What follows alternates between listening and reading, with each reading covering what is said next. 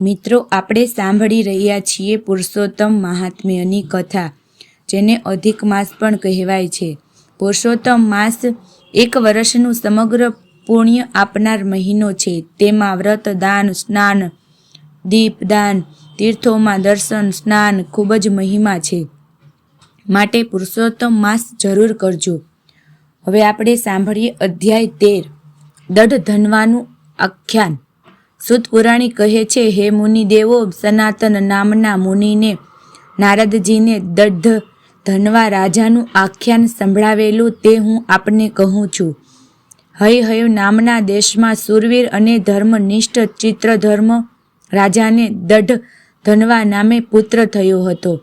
તે 14 વિદ્યાઓમાં નિષ્ણાંત હતો. વિદ્યા અભ્યાસ પૂરો કરી તે પાછો ફર્યો. તેને જોઈ ચિત્રધર્મને વૈરાગ્ય ઉપજ્યો અને દઢ ધનવાને રાજપાટ સોંપી પુલહ હનુમાનના આશ્રમમાં જતો રહ્યો. ત્યાં જઈ તેણે નિરાહાર રહી ભગવાનનું ધ્યાન કર્યું.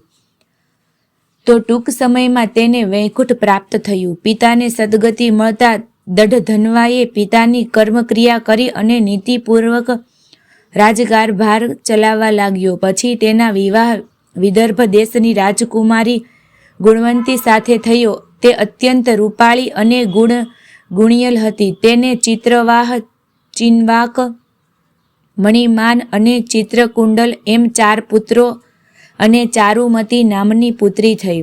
દઢ ધનવાએ વિચાર્યું કે મારા એવા કેવા કર્મો કે મને આવું સંપૂર્ણ સુખ મળ્યું.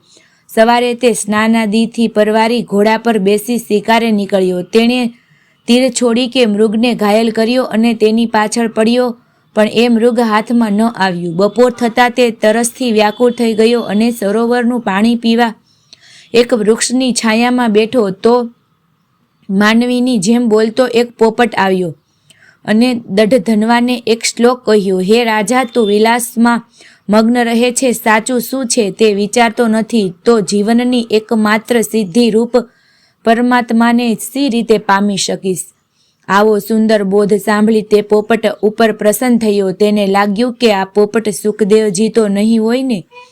પરીક્ષિતની જેમ મને પણ આ સંસારમાંથી તારવા તો નહીં આવ્યા હોય ને. રાજાના રક્ષકો ત્યાં આવી ચડ્યા. ત્યાં તો પોપટ અદૃશ્ય થઈ ગયો. રાજા નિરાશ વદને મહેલમાં પાછો ફર્યો.